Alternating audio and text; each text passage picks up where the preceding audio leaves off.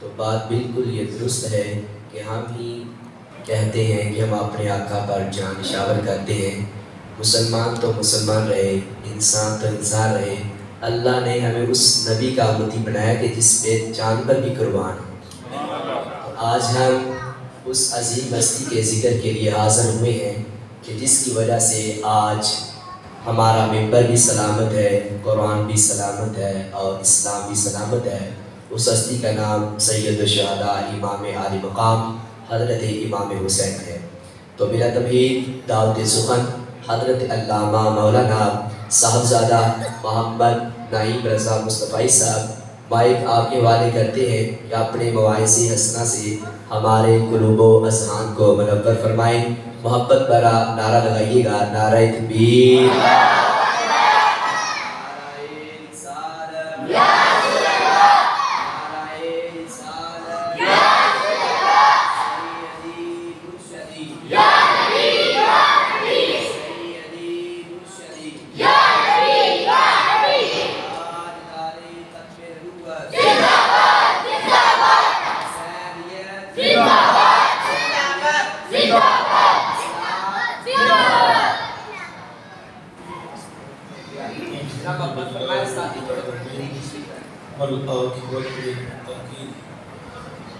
والصلاة والسلام على سید الانبیاء والمرسلین، اما بعد فاعوذ باللہ من الشیطان الرجیم، بسم اللہ الرحمن الرحیم،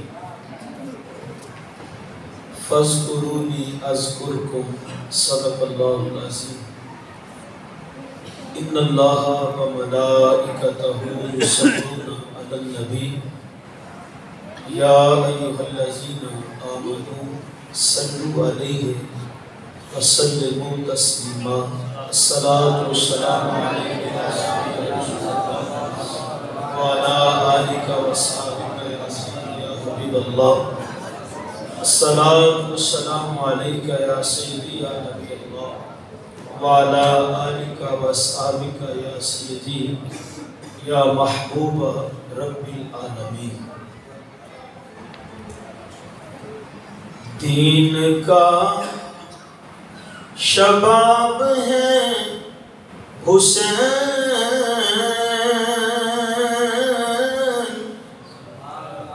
دین کا شباب ہے حسین۔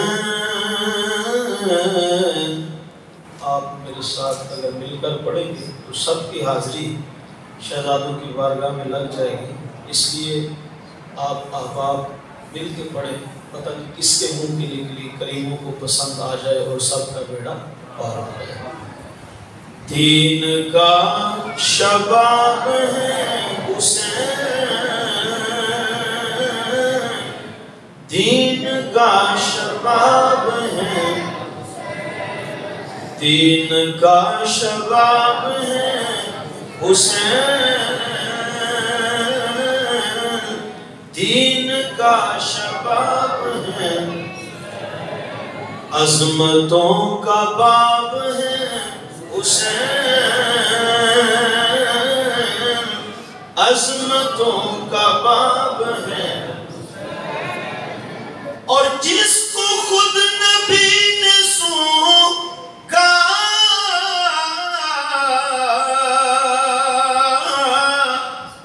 جس کو خود نبی نے سونکا،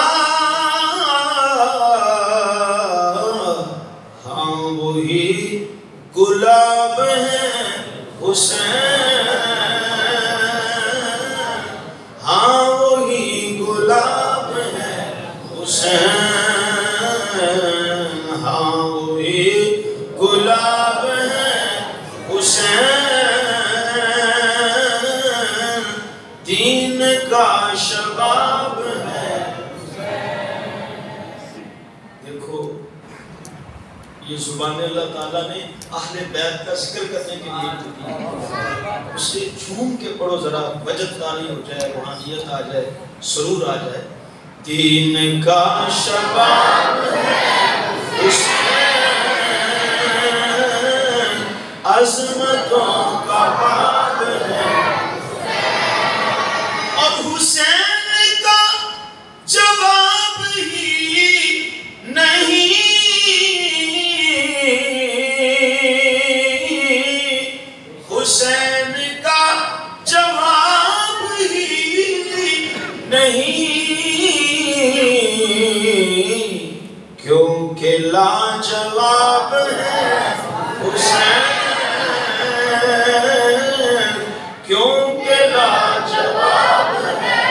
حسین کیونکہ لاجواب ہے حسین عظمتوں کا باب ہے اور صرف فاطمہ کو ہے پتہ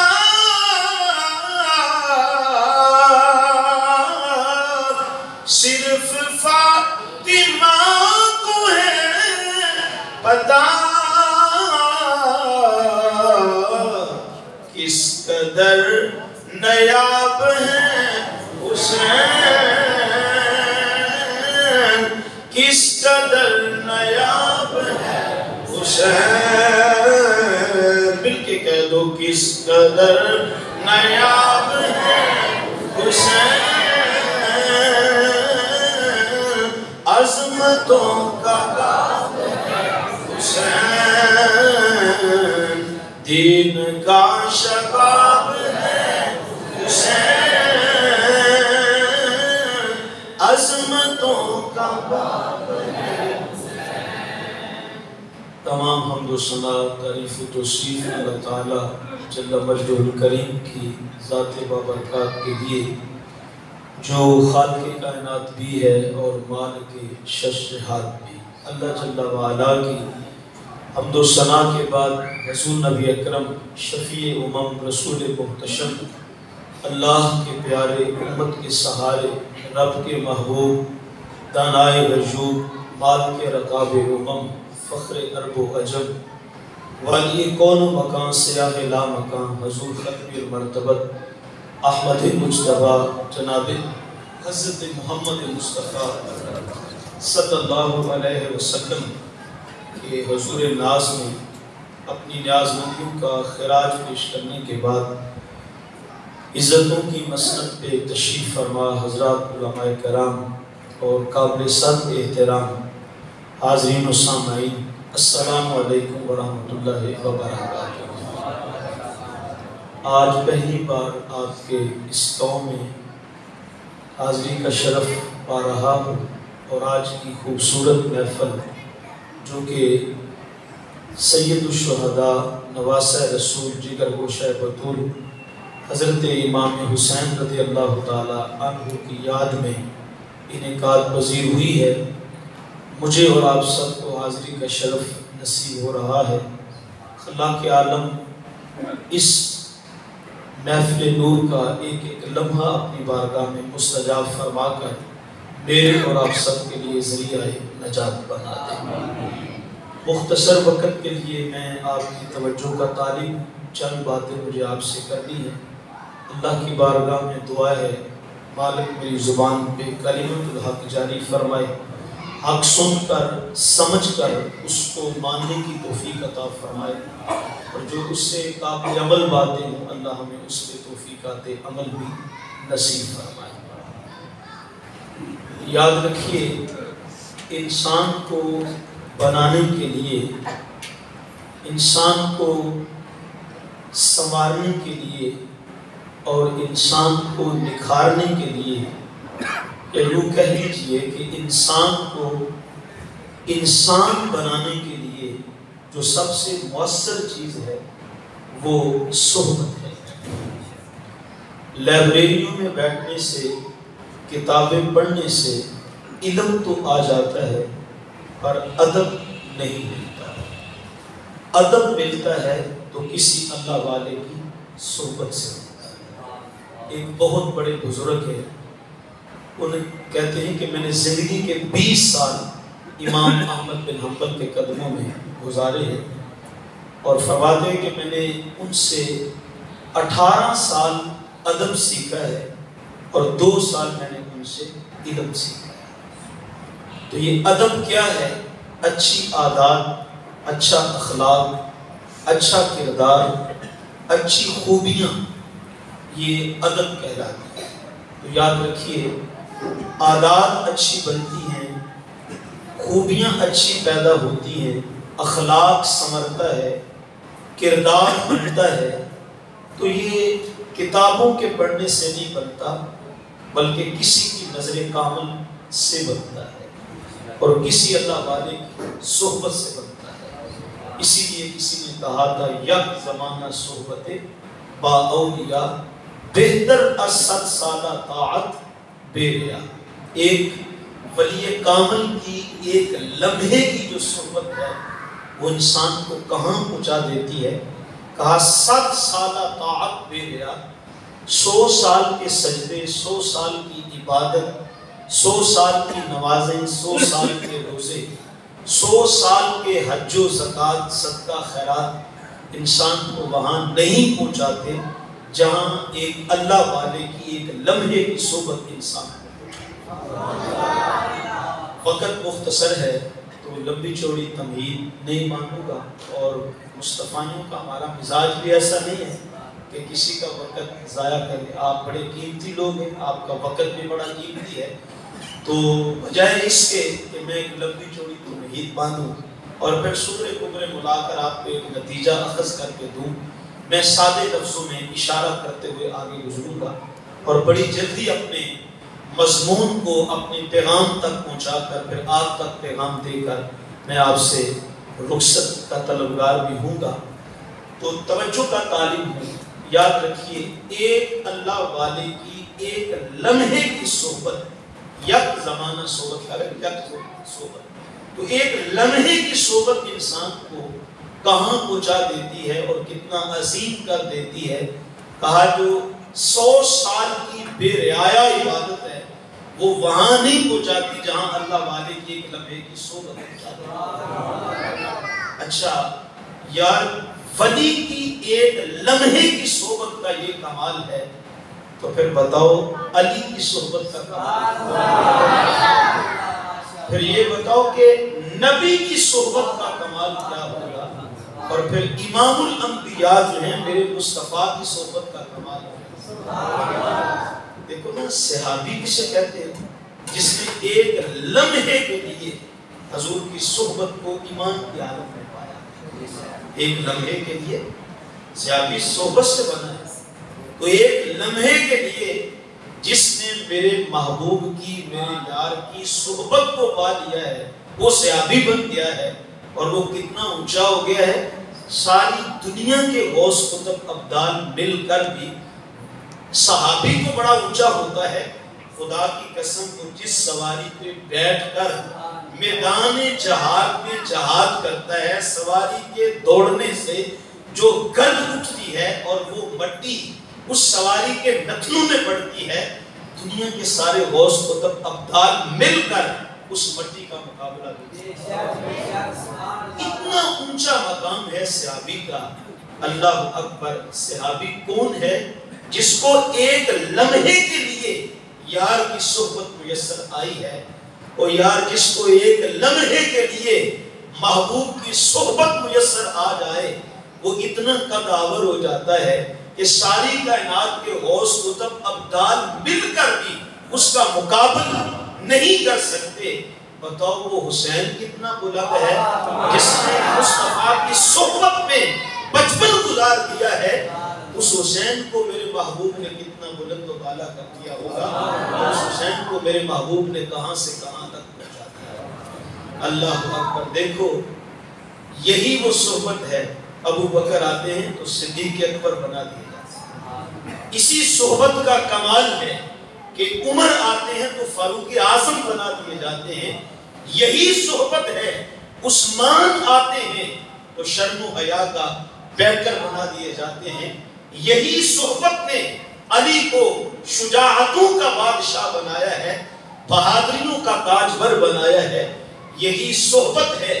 بلال حبشی آتا ہے تو جنتیوں کا سردار بن جاتا ہے، یہی صحبت ہے جس نے حسین کو اتنا بلند کر دیا، اتنا بلند کر دیا، اتنی عظیم اور اتنی عظمتیں عطا کر دی، اور اس حسین کو اتنا عظیم کر دیا کہ آج ہم اس کی عظمتوں کو نہ ناپ سکتے ہیں نہ تول سکتے ہیں۔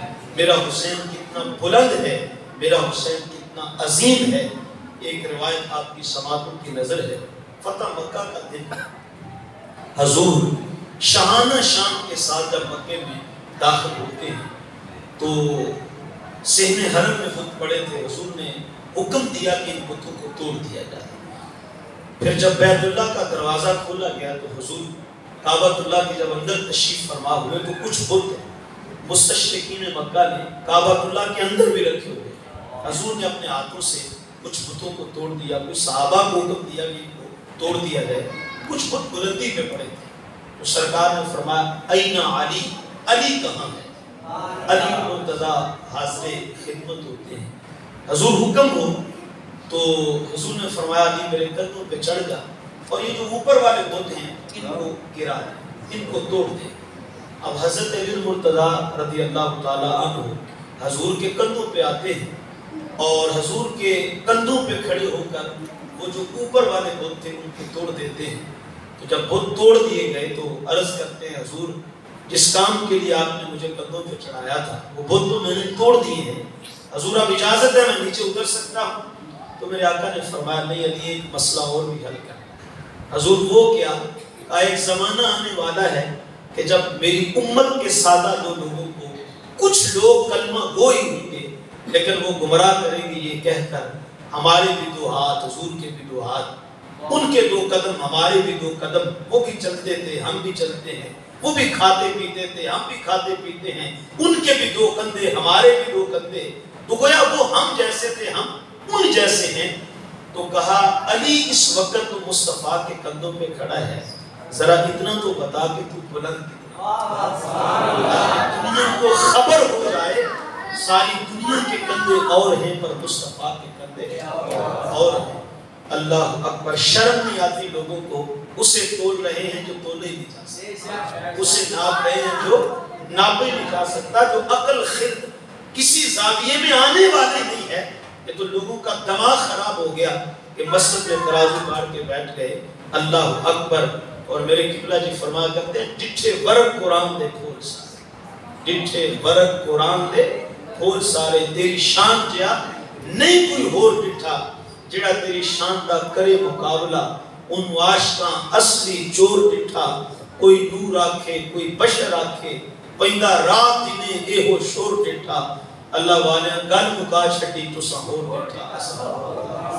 تم تو ہاتھوں کو دیکھتے رہ گئے، تم تو اس محبوب کو مدینے کی گلیوں میں چلتے ہوئے دیکھتے رہ گئے۔ وہ کسی نے کہا تھا حضور خطیب الاسلام نے، نادانو تم نے حلیمہ کی بکریوں کے پیچھے چلتا ہوا وہ محبوب تو دیکھا ہے لیکن معراج کی رات سدرہ سے اوپر جبریل کے آگے آگے جاتا کیوں نہیں دیکھا؟ اور اقبال نے کہا تھا تم نے یوسف کو کنویں میں دیکھا تو کیا دیکھا، ارے نادان جو مطلق تھا مقید کر دیا تو نے، تمہاری نظر ابھی اسی پہ ہے کہ بھائی آئے تھے کنویں میں پھینک کے چلے گئے تھے، نگاہ اٹھا کے دیکھو وہ یوسف مصر کا بادشاہ بھی بنا۔ حضرات گرامی قدر توجہ کا طالب ہے۔ اب دیکھیے حضور نبی رحمت صلی اللہ علیہ وسلم نے پوچھ لیا علی اس وقت تو میرے کندھوں پہ کھڑا ہے، ذرا اتنا تو بتا کہ تو بلند کتنا ہوا۔ علی المرتضیٰ عرض کرتے ہیں محبوب تیرے زلفوں کی قسم میرے قدم تو آپ کے کشانوں پہ ہے، آپ کے کندھوں پہ ہے، لیکن حضور میں اتنا بلند ہو گیا ہوں کہ نیل توفہ کا سما آسمان نیچے رہ گیا ہے، حضور میرا ہاتھ آسمان سے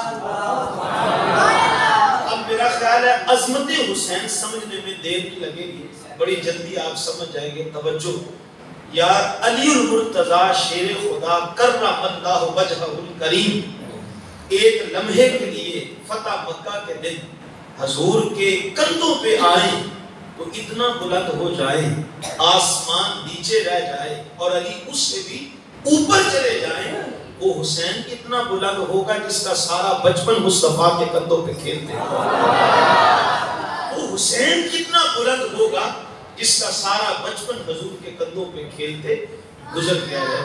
اور میں یہاں ایک اور جملہ ساتھ ایڈ کرنا چاہتا ہوں اور آپ کی سماعتوں کی نظر کرنا چاہتا ہوں۔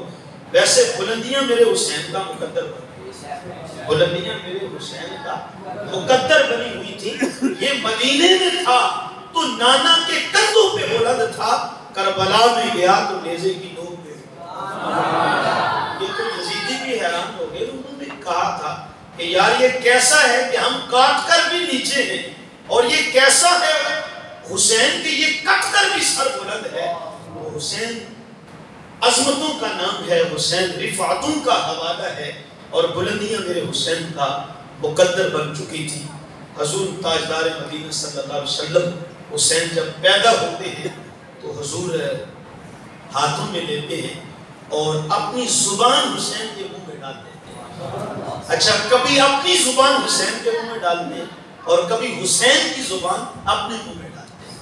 قربان جاؤں وہ نبی کہ جس کے دہن مبارک کی یہ شان ہے اور جس کے لعاب مبارک کا یہ کمال ہے کہ اگر وہ ابو بکر کی ایڑی پہ لگتا ہے تو فوراً شفا مل جاتی ہے، اگر علی کی آنکھوں پہ لگتا ہے تو فوراً آنکھیں ٹھیک ہو جاتی ہیں، اگر یہودی کے کنویں میں چند لعاب مبارک کے قطرے ڈالے جاتے ہیں تو سارا پانی کیا بلکہ مدینے کی زمین میٹھی ہو جاتی ہے۔ جس نبی کے لعاب کے چند قطروں میں اتنا کمال ہے، ایمان سے بتاؤ حسین نے کتنی بار نبی کی زبان کو چوسا ہوگا، نبی نے کتنی بار حسین کی زبان اپنے منہ میں لے کے چوسی ہوگی، پھر بتاؤ کہ حسین کا اندر میرے مصطفیٰ نے کتنا پاکیزہ تھا۔ ایک یہودی تھا تو وہ حضور کی بارگاہ میں آ گیا، کاشتکار تھا، زمیندار تھا، کسان تھا، تو اس نے اپنی کھیتی کو سیراب کرنے کے لیے کنواں کھودا۔ تو ہماری طرح جس طرح ادھر پہلے کنویں ہوتے تھے تو عربوں کے کنویں ایسے نہیں، وہ مربع شکل میں ہوتے ہیں اور ایکڑوں میں ہوتے ہیں، اس لیے کہ چونکہ وہاں پانی کی قلت ہے تو انہوں نے بارشوں کا پانی بھی ذخیرہ کرنا ہوتا ہے، تو وہ مربع شکل میں کنواں کھودتے ہیں۔ تو جب اس یہودی کسان نے، کاشتکار نے، زمیندار نے کنواں کھودا اور وہ ایکڑوں میں تھا تو اس کا جو پانی تھا وہ کڑوا نکل آیا، تو دوڑا ہوا حضور کی بارگاہ میں آتا ہے اور عرض کرتا ہے یا رسول اللہ میں نے کنواں کھودا ہے لیکن اس کا پانی پینے کے قابل نہیں ہے، استعمال کے قابل نہیں، حضور وہ کڑوا ہے، تو اگر آپ اس کو میٹھا کر دیں تو میں وعدہ کرتا ہوں میں آپ کا کلمہ پڑھ کے آپ کا غلام ہوں۔ حضور نے فرمایا ٹھیک ہے کوئی مشکل بات نہیں ہے، چل ہم تیرے کنویں کو میٹھا کر دیتے ہیں۔ اب سرکار یہودی کے ساتھ آئے، یہودی کے کنویں کے کنارے پہ حضور کھڑے ہوئے تو جانے رحمت صلی اللہ علیہ وسلم نے لعاب کے چند قطرے نکالے اور اس کنویں میں ڈالے، تو فرمایا لے چیک کر لے، ہم نے تیرا پانی میٹھا کر دیا۔ تو حیران ہو گیا کہ اتنی جلدی پانی میٹھا ہو گیا ہے، تو کہتا ہے ٹھیک ہے میں ابھی چیک کر دیتا ہوں۔ وہ یہودی نے لب بھرا پانی کا تو پانی چیک کیا تو پانی میٹھا ہے۔ حضور نے فرمایا تو بھی میٹھا ہو گیا؟ جی حضور میٹھا ہے، لیکن یہاں تو میٹھا ہے، ابھی میں آگے چیک کر کے آتا ہوں۔ وہ اس کنویں کے دوسرے کنارے پہ گیا تو نکر پہ جا کے پانی چیک کیا تو پانی میٹھا ہے، آگے بڑھا اگلی نکر پہ پہنچا، وہاں سے پانی چیک کیا وہاں بھی میٹھا ہے، آگے بڑھ کے پھر چیک کیا تو پانی وہاں بھی میٹھا ہے۔ حیران ہو کے حضور کی بارگاہ میں آیا اور عرض کرتا ہے کملی والے آقا پانی تو میٹھا ہو گیا ہے لیکن ایک بات سمجھ نہیں پایا، یا رسول اللہ آپ نے اپنے لعاب مبارک کے چند قطرے پھینکے یہاں ہیں لیکن اتنا بڑا کنواں ہے، اس سارے کا سارا پانی میٹھا کیسے ہو گیا ہے؟ حضور فرمانے لگے تو ابھی مسلمان نہیں نہ ہوا، اس لیے تجھے پتہ نہیں ہے کہ نبیوں کے پاس کتنی پاور ہوتا ہے۔ کلمہ پڑھ تو تجھے پتہ چلے کہ نبی کیا چیز ہوتے ہیں۔ اللہ اکبر۔ ویسے افسوس ہوتا ہے کہ جو کلمہ بھی پڑھے اور یہ کہے کہ محمد یا علی کسی چیز کا مالک ہو، مختار ہی نہیں ہے، وہ ولیوں کا اختیار بھی نہ مانے، علی کا اختیار بھی نہ مانے، نبی کا اختیار بھی نہ مانے، بڑے تعجب کی بات ہے۔ تو یہ تو کافروں کا وتیرہ ہے۔ حضور نے فرمایا تو ابھی کافر ہے، تجھے پتہ نہیں ہے نبی کی پاور کا اور طاقت کا، لیکن حضور یہ تو بتائیں کہ چند لعاب کے قطرے ہیں تو آپ نے یہاں پھینکے ہیں، اتنا بڑا کنواں ہے وہ سارے کا سارا میٹھا فوراً آن کی آن میں کیسے ہو گیا؟ دیکھیے یہ جگ پڑا ہوا پانی کا، تو اس میں 6-7 گلاس ہوں گے پانی کے، تو آپ اس کو شربت بنانا چاہیں، میٹھا پانی کرنا چاہیں تو ظاہر بات ہے اس پانی کو میٹھا کرنے کے لیے ایک چینی کا جو وہ سپون ہے چمچ ہے وہی کافی ہو جائے گا، چلو 1.5 چمچ پڑ جائے گا، لیکن اگر آپ جگ والے پانی کو میٹھا کرنا چاہیں تو 1 چمچ سے تو یہ اتنا پانی میٹھا نہیں ہوگا، ظاہر ہے جتنا پانی ہوگا اس حساب سے شکر اور چینی بھی آپ کو شامل کرنی پڑے گی، پانی بڑھتا جائے گا تو چینی بھی بڑھتی چلی جائے گی، تو کملی والے آقا چند لعاب کے قطرے ہیں، پھینکے یہاں ہیں، سارا کنویں کا پانی میٹھا کیسے ہو گیا؟ میری عقل میں بات نہیں آ رہی۔ حضور نے فرمایا وہ بھی سمجھا دیتا ہوں، تو کسان ہے، زمیندار تو ہے، لیکن تجھے اتنا شعور نہیں ہے، زمین کے بارے میں اتنی تیری جانکاری نہیں ہے۔ حضور آپ کیا کہنا چاہتے ہیں؟ حضور تاجدار مدینہ صلی اللہ علیہ وسلم نے فرمایا پانی اپنی ذات کے اعتبار سے، اپنی جنس کے اعتبار سے نہ کڑوے ہوتے ہیں، نہ پھیکے ہوتے ہیں، نہ میٹھے ہوتے ہیں، نہ نمکین ہوتے ہیں۔ حضور نے فرمایا جیسی زمین ہوتی ہے ویسا پانی۔ ہمارے فیصل آباد کی جو زمین ہے وہ نمکین ہے عمومی طور پہ، تو جو پانی ہوتا ہے وہ بھی بہت زیادہ نمکین ہوتا ہے۔ تو سرکار نے فرمایا پانی اپنی ذات کے اعتبار سے کڑوے، پھیکے، میٹھے، نمکین نہیں ہوتے، جیسی زمین ہوتی ہے ویسا پانی نکلتا ہے۔ اللہ اکبر۔ حضور نے فرمایا اب تیرا یہ سوال رہا کہ میرا لعاب پڑا یہاں ہے، سارا کنویں کا پانی کیسے میٹھا ہو گیا؟ میرے حضور نے فرمایا سن، مجھے رب کی عزت کی قسم ہے، میرے لعاب نے صرف تیرے کنویں کا پانی نہیں میٹھا کیا، بلکہ میرے لعاب نے پورے مدینے کی زمین کو، میرے لعاب نے پورے مدینے کی زمین کو بدل کے رکھ دیا ہے۔ توجہ کا طالب ہوں، میرا اپنا انداز ہے حسین کو منوانے کا، میرا اپنا انداز ہے حسین کو سمجھانے کا، حسین کی عظمتیں بیان کرنے کا میرا اپنا انداز ہے۔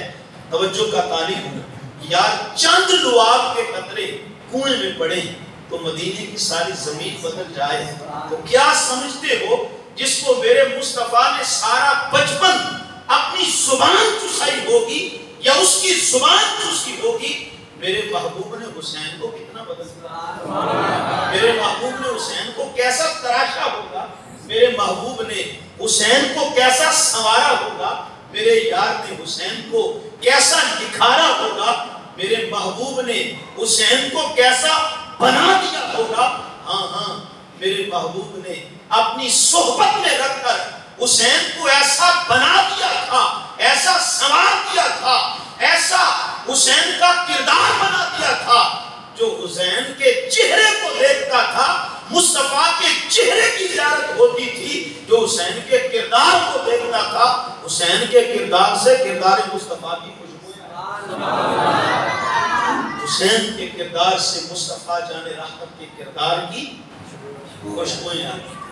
اچھا میرے یار نے صحبتیں تو سب کو دی ہیں، 1,24,000 کم و بیش کے صحابہ ہیں، سب کو صحبت سے نوازا ہے، لیکن توجہ کا طالب ہوں، جتنی صحبت میرے محبوب نے حسین کو دی ہے نا، شاید کسی اور کی حصے میں ابو بکر نے بھی بڑا مقام پایا ہے، انہیں بھی صحبت بڑی دی ہے جی، مکی زندگی میں بھی ساتھ ہیں، سفر و حضر میں بھی ساتھ ہیں، غار میں بھی ساتھ ہیں، جنگل میں بھی ساتھ ہیں، بیابانوں میں بھی ساتھ ہیں، شہروں میں بھی ساتھ ہیں، بدر ہو تو پھر بھی ساتھ ہیں، احد ہو تو پھر بھی ساتھ ہیں، حنین ہو تو پھر بھی ساتھ ہیں، مکہ ہو پھر بھی ساتھ ہیں، مدینہ ہو پھر بھی ساتھ ہیں۔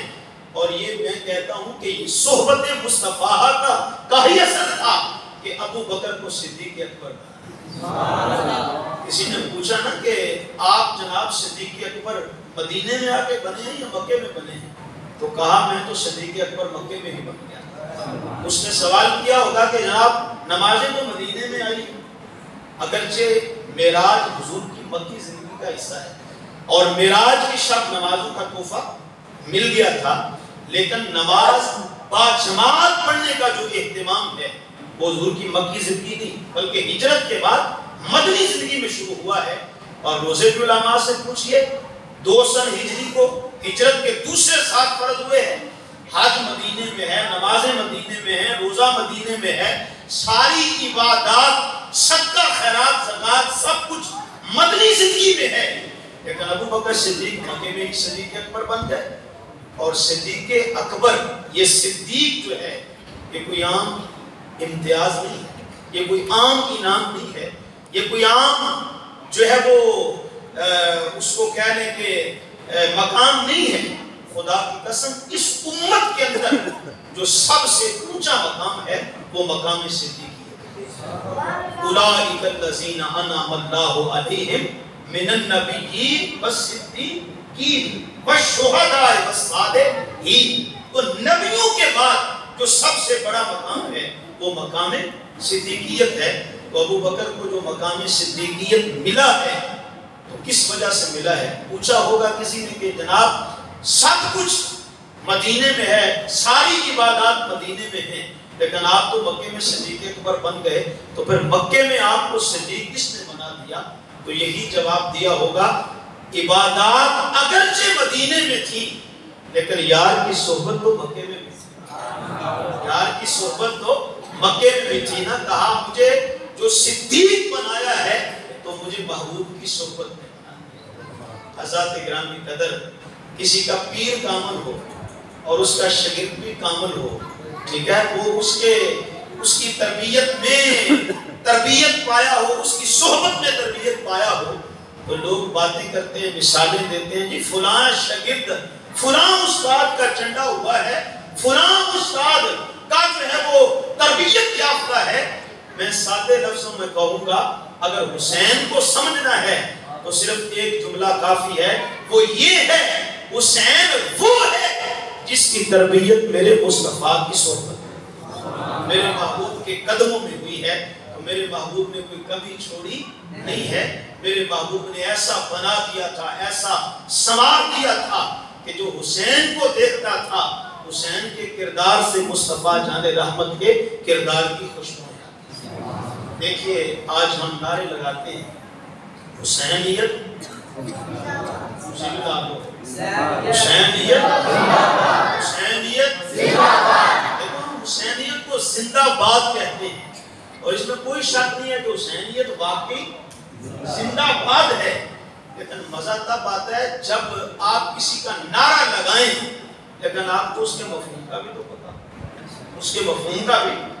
یوں آپ نعرہ لگا دیں لو جی نواں کوٹ والے زندہ باد، تو کوئی نواں بندہ آئے گا تو وہ کہے گا یار ان کی خوبی کیا ہے جو زندہ باد اس کو کہا ہے، کوئی ان کا کمال کیا ہے، ان کی خوبی کیا ہے، اس اہلیان گاؤں کی عظمت کیا ہے، ان کی صفات کیا ہے جس کی وجہ سے ان کو زندہ باد کہا جا رہا ہے. اور اگر کسی کو پتا ہوگا کہ نواں کوٹ والے واقعی بڑے اچھے اخلاق کے تو پھر وہ شرماتا ہوا زندہ باد نہیں کہے گا، وہ سینہ تان کے زندہ باد. تو میاں آج تک تو ہم نے یہ نعرہ لگایا ہے کہ حسینیت زندہ باد، لیکن میرا خیال ہے ہمیں پتا کوئی نہیں ہے کہ حسینیت کہتے ہیں زندہ باد. کو ہم جوش میں آ کے جو نعرے لگانے والے ہوتے ہیں ان کے جوش میں آ کے یہ نعرہ تو ہم لگا دیتے ہیں، یا حسین کا نام سامنے آتا ہے نعرہ لگا دیتے ہیں، لیکن میں آپ کو آج بتانا چاہتا ہوں حسینیت کہتے کسے، حسینیت کہتے کسے ہیں، تاکہ جب آپ حسینیت زندہ باد کا پھر نعرہ لگائیں گے نا تو پھر شرما کے نہیں لگائیں گے بلکہ آپ سینہ تان کے. اللہ اکبر. حسینیت واقعی زندہ باد ہے، لیکن حسینیت ہے کیا؟ تو اس پہ بھی میں بس اشارہ کروں گا، مگر نہ میرے پاس ہر ایک جملے پہ بطور دلیل قرآن کی آیات بھی ہیں، حضور کی احادیث بھی ہیں، لیکن بس اشارہ کرتا میں گزر جاؤں گا. اب حسینیت کسے کہتے ہیں تو یاد رکھیے مصطفیٰ جان رحمت کے کردار کا دوسرا نام حسین. حضور کی سیرت کا دوسرا نام کیا ہے؟ دوسرا نام کیا ہے؟ حسینیت ہے. اللہ اکبر. حسینیت کیا ہے؟ بڑوں کا ادب کرنا حسینیت ہے، چھوٹوں سے پیار کرنا حسینیت ہے. بڑوں کا ادب کرنا بھی حسینیت ہے اور چھوٹوں سے پیار کرنا بھی کیا ہے؟ حسینیت. حضرت امام علی مقام امام حسین رضی اللہ تعالی عنہ 6-7 سال کی عمر ہے، مسجد نبوی میں آئے تو ایک دیکھا کہ ایک بوڑھا شخص ہے، نمازی ہے، یقیناً سیاحی بھی ہے. تو وہ وضو کرنے جب لگے تو ان کے وضو کرنے کا جو طریقہ تھا وہ ٹھیک تھا. تو جب آپ نے ملاحظہ کیا دیکھا کہ انہوں نے وضو تو کیا ہے لیکن وضو کا طریقہ ان کا ٹھیک نہیں ہے. اب ہم جیسا بھی ہوتا تو فوراً ٹوکتا اور 4-5 فتوے بھی جڑ دیتا اور کہتا بابا جی آپ کی اتنی عمر ہوگی آپ کو ابھی وضو کرنے کا طریقہ نہیں معلوم. دیکھو قبر میں آپ کی ٹانگیں ہیں اور آپ نے نماز کیا پڑھنی ہے، آپ کو تو وضو کا طریقہ ابھی تک نہیں آتا. لیکن قربان جاؤں کوئی عزت دینا سیدوں کے گھر سے، عزت دینا سیدوں کے گھر سے سیکھے. اس کو نبی کا دین بھی پہنچایا ہے، لیکن جو ادب کا پہلو ہے میرے امام نے وہ بھی ہاتھ سے جانے نہیں دیا. اور کیسے جانے دیتے؟ یہ مصطفیٰ کے کردار کے امین جو تھے. اور میرے آقا کا فرمان ہے من لم یرحم صغیرنا ولم یؤکر کبیرنا فلیس منا. فرمایا جو ہمارے بڑوں کا ادب نہیں کرتا اور ہمارے چھوٹوں سے محبت نہیں کرتا، ہمارے چھوٹوں سے شفقت اور پیار نہیں کرتا، فلیس منا. آقا نے فرمایا اس کا ہمارے سے تعلق نہیں. تو حسین پھر کیسے بڑوں کا ادب نہ کرتے، چھوٹوں سے پیار کیسے نہ کرتے؟ اللہ اکبر. اب ان کو کیا کہا چچا جی میں ابھی بچہ ہوں تو میں ابھی دین سیکھ رہا، تو میں ذرا وضو کرتا ہوں، تو آپ میرا ذرا وضو کو چیک کیجئے کہ میرا وضو ٹھیک بھی ہے یا نہیں ہے. اب غلط وہ ہے لیکن مقام کتنا دیا، عزت کتنی دی، خود وضو کرنے لگے اور ان کو ممتحن بنا، ان کو استاد بنا دیا. کہا آپ میرا وضو چیک کریں گے کہ میں نے وضو ٹھیک بھی کیا ہے یا کہ نہیں کیا ہے. بڑا تعجب ہوتا ہے کہ جب بیچارہ کوئی نیا نیا بندہ مسجد کا رخ کرے تو ہمارے جو رویے ہوتے ہیں پھر ان کے ساتھ اللہ ماشاء اللہ وہ بیچارے پچھتاتے ہیں کہ ہم کہاں آ گئے. جو آئے بیچارہ پہلی بار مسجد میں تو ہماری تو یہ سوچ ہے نا اس کو پہلی نظر میں ہی شیخ الحدیث کے مقام پہ دیکھنا چاہتے ہیں اور اس کو ایک پکا نمازی اور مفتی جو ہے ہم اس کو دیکھنا چاہتے ہیں. میاں وہ بھی ابھی آیا ہے، نیا ہے، ابھی اس کا استقبال کرو، اس کو عزت دو، اس کو تکریم دو. حضرت امام غزالی فرماتے ہیں ہر عمل پہلے ریاکاری ہوتا ہے، ہر عمل پہلے ریاکاری ہوتا ہے، پھر وہ عادت بنتا ہے، پھر جا کے کہیں وہ عمل عبادت بنتا ہے. تو ہم جو پہلے آیا ہے بیچارہ، ہم کہتے ہیں لو جی اس کو وضو کا طریقہ بھی نہیں آتا، یہ شرٹ بھی چھوٹی پہن کے آ گیا، یہ شلوار کی بجائے پینٹ پہن کے آ گیا ہے. وہ میاں بھی آیا ہے، اس کو اتنی عزت دو، اس کو اتنا جو ہے وہ محبت دو کہ وہ چوک میں جا کر جب بیٹھے وہاں اس کی تذلیل ہونے لگے، وہ وہیں سے بھاگتا ہوا اللہ کے گھر کا رخ کرے اور اس انداز کے ساتھ، اس سوچ کے ساتھ اللہ کے گھر میں آئے. میاں یہاں تو بے عزتی ہو رہی ہے، اگر عزتیں ملتی ہیں تو خانہ خدا مسجد میں اللہ کے گھر میں جا کے تب آپ دین کے حقدار ہیں، دیندار کہلانے کے. تب آپ کسی کے ساتھ محبت کرنے والے ہیں، کسی کو دین جو ہے آپ دے سکتے ہیں. تو خیر میں عرض کر رہا ہوں، بات لمبی ہو رہی ہے. حضرت امام علی مقام حضرت امام حسین رضی اللہ تعالی عنہ فرمانے لگے چچا جی میرا وضو چیک کرو. اب ظاہر بات ہے وہ پنجابی میں ہمارے کہتے ہیں نا کانے کو کان معلوم ہو جاتا ہے، کانے کو کان، پنجابی آپ کا دیہاتی ماحول ہے نا، تو کانے کو کان معلوم ہو جاتی ہے. تو جب امام علی مقام نے وضو کیا تو بابا سمجھ تو گیا، بابا کہنے لگا پتر تیرا ٹھیک ہے خراب میرا، تیرا ٹھیک ہے خراب، سمجھ گئے نا. تو دیکھو دین بھی دیا ہے اور ادب کا پہلو ہاتھ سے جانے بھی نہیں دیا ہے. اللہ اکبر. حضرت محمد بن حنفیہ رضی اللہ تعالی عنہ حضرت علی مرتضیٰ کے سگے بیٹے، حضرت سیدہ پاک کا جب وصال مبارک ہوا تو اس کے بعد جب آپ نے شادیاں کی تو ان میں سے ایک پیدا ہوتے ہیں. تو جب بڑے ہوئے تو کسی معاملے میں حضرت محمد بن حنفیہ کی اور حضرت امام حسین شکر رنجی ہو جاتا ہے گھروں میں. جب اکٹھے رہتے ہوئے کئی باتیں ایسی ہو جاتی، تو جب شکر رنجی ہو گئی اللہ اکبر تو حضرت محمد بن حنفیہ اپنے آپ کو کوسنے لگے کہ تیری کیا اوقات کہ تو امام کے مقابل آ گیا، تو مولا کے مقابل آ گیا ہے، اور تیری کیا اوقات کہ تو نے ان کو ناراض کر دیا ہے.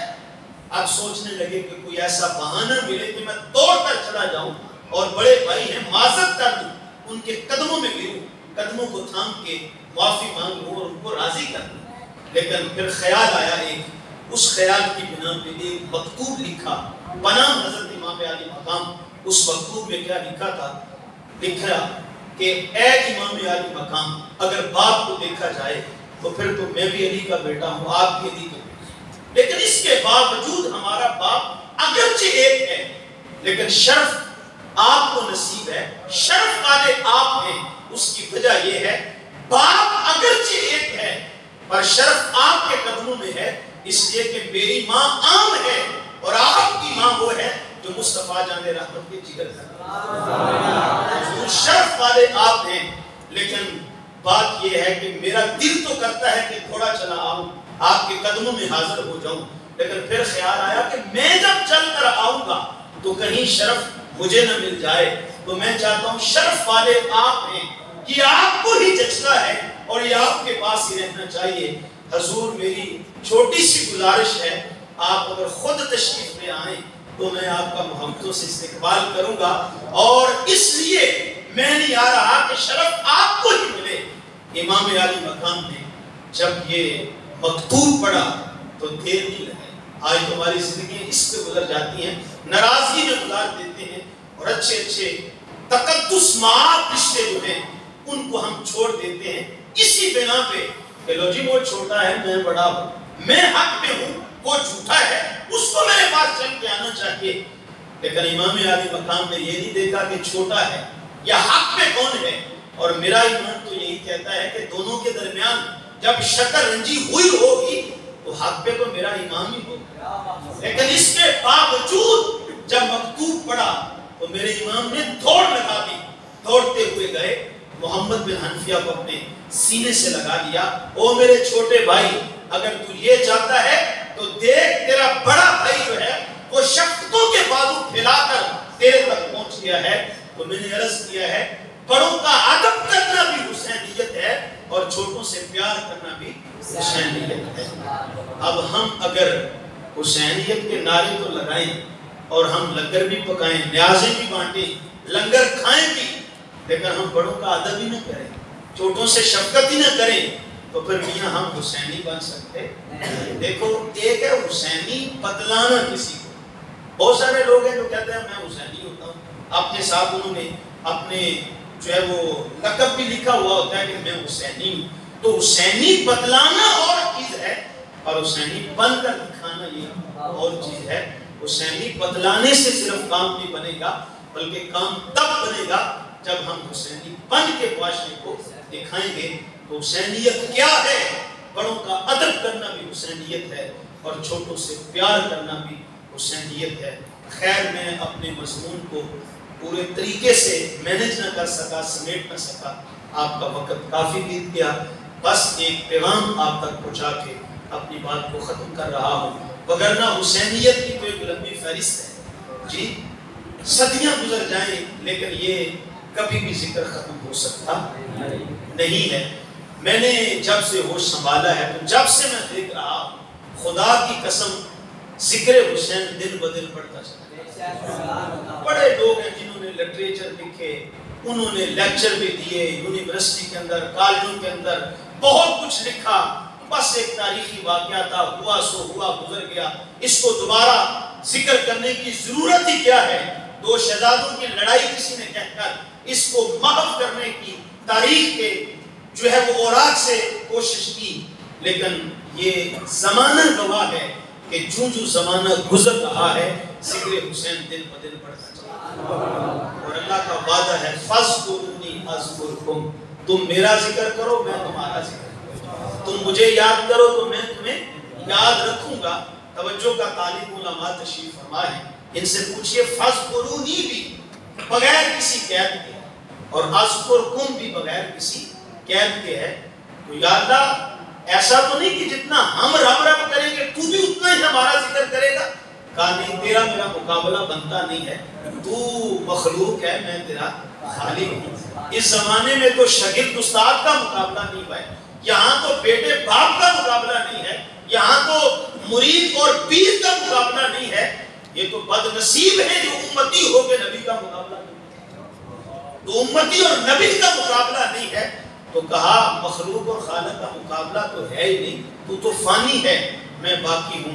میں یہ نہیں کہتا جتنا تو ذکر کرے گا اتنا ہی میں کروں گا، بلکہ میرا وعدہ یہ ہے کہ جب تک تو رہے تو خدا خدا کرتے رہنا، پھر جب تک میں رہوں گا میں حسین حسین کرتا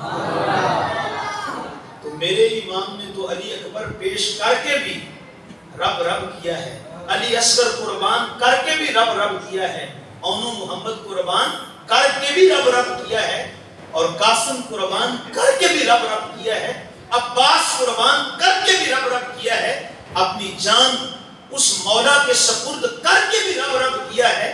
تو میرے رب کا وعدہ ہے حسین، اگر تو نے سب کچھ قربان کر دیا میری رضا کی خاطر اور سب کچھ قربان کر کے بھی تو رب رب کرتا رہا، حسین جب تک تیرا خدا رہے گا تیرا ذکر بھی جاری ہو سکتا ہے۔ اور اس پہ دلیل دینے کی ضرورت بھی نہیں ہے، یہ زمانہ خود گواہ ہے۔ دو ہی تو چیزیں ہیں کہ جو دن بدن بلندی کی طرف جا رہی ہیں، باقی ہر چیز پستی کی طرف روبہ زوال ہے۔ ہمارے اقدار ہو، وہ ہماری معیشت ہو، ہمارے کاروبار ہو، ہمارے رشتہ داریوں کے آپس کے معاملات ہوں، تو ہر چیز روبہ زوال ہے، پستی کی طرف جا رہی ہے۔ دو ہی چیزیں ہیں جو بلندی کی طرف جا رہی ہیں، یا ذکر مصطفیٰ بلند ہو رہا ہے یا اس کے پیارے نواسے کربلا والے حسین کا ذکر بلند ہو رہا ہے۔ حضرات گرامی قدر، تو میں یہ عرض کرنا چاہوں گا کہ حسینیت کو سمجھو اور اپنے آپ کو حسینی بتلاؤ، نہ صرف بلکہ حسینی بن کر دکھاؤ۔ جب آپ سر سے لے کے پاؤں تک حسینی بن جائیں گے تو پھر اس امت کا وہ بن کا دور ہوگا، اس امت کے عروج کا دور ہوگا، اور پھر سارے زوال ختم ہو جائیں گے، ساری ٹینشنیں ختم ہو جائیں گی۔ جب آپ حسینی بن کر دکھائیں گے نا تو پھر یہ امت پستیوں سے نکل کر بلند و بالا ہو جائے گی۔ حسینیت کیا ہے وہ یاد رکھیے، قرآن پڑھنا، قرآن سننا، یہ حسین ہے۔ قرآن پڑھنا، قرآن سننا، یہ کیا ہے؟ یزیدیت کیا ہے؟ یزید کا کردار کیا تھا؟ علماء سے آپ سنتے رہتے ہیں کہ وہ زانی تھا، شرابی تھا، فاسق بولن تھا، ہاں جی، اور وہ گانے سنا کرتا تھا۔ تو توجہ کا طالب ہوں، گانے سننا یہ یزیدیت ہے، اور رب کا قرآن سننا یہ حسین ہے۔ رب کا قرآن سننا یہ کیا ہے؟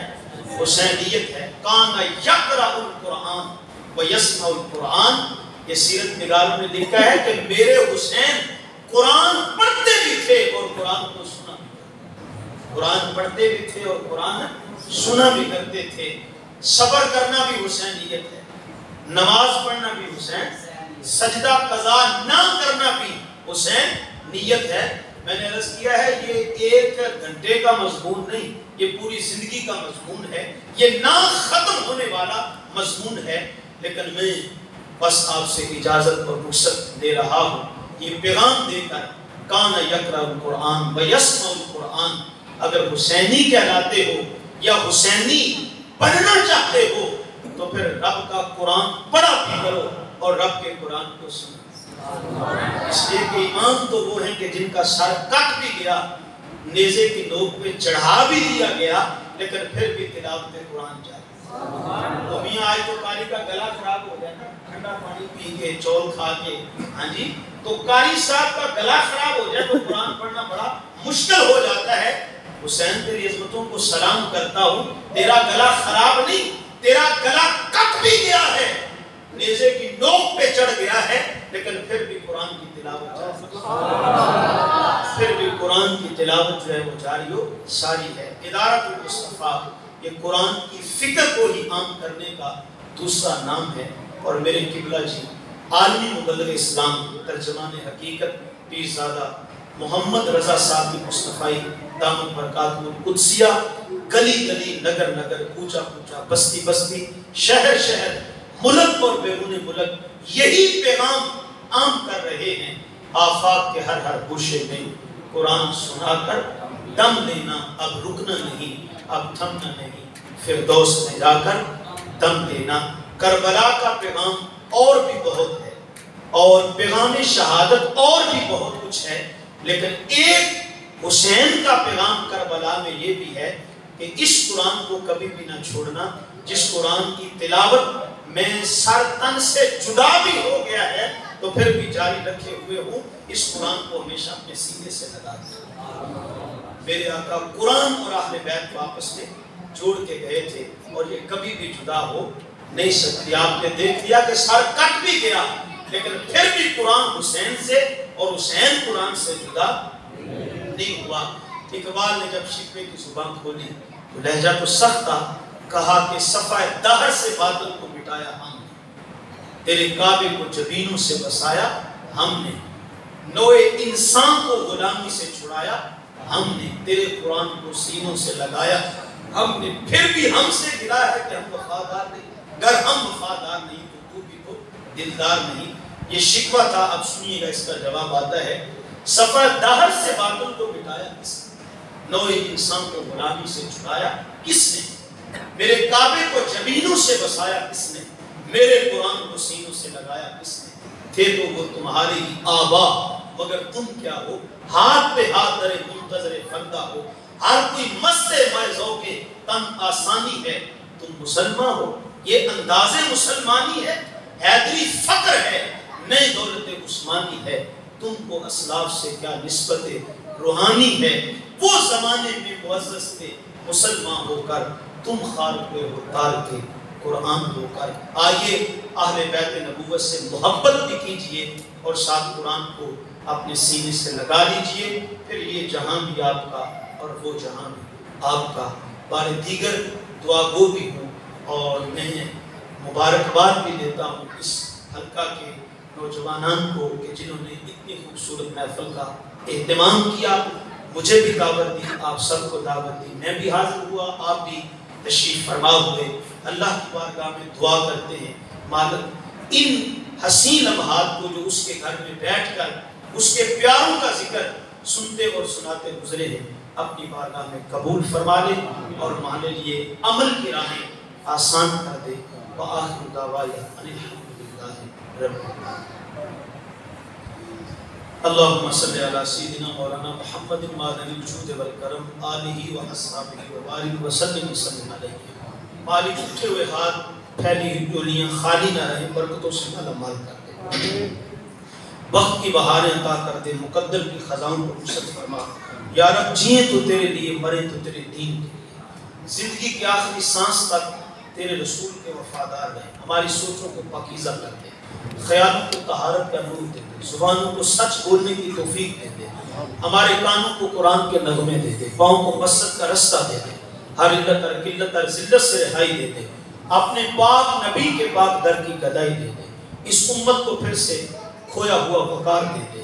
میرے مولا اس امت کو پھر سے صاحب کردار بنا دے. میرے مولا اس وقت جو امت کو درپیش مسائل ہیں ان کا حل فرما دے.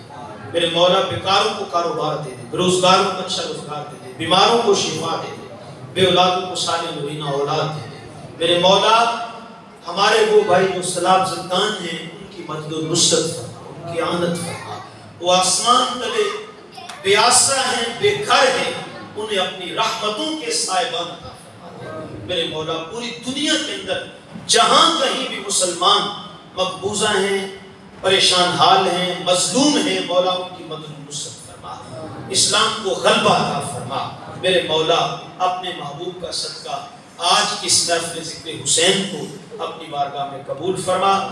دوستوں نے جس قدر بھی اس کو اس کی انعقاد میں کوشش کی اور اہتمام کرنے میں جدوجہد کی, کام دل میں قدم سخ نے جس قدر بھی کچھ شریک ہوا, مولا سب کو جزائے خیر عطا فرما, سب کی دنیا دین آخرت کو بہتر فرما, ہم سب کے مال و جان عزت و آبرو کی حفاظت فرما.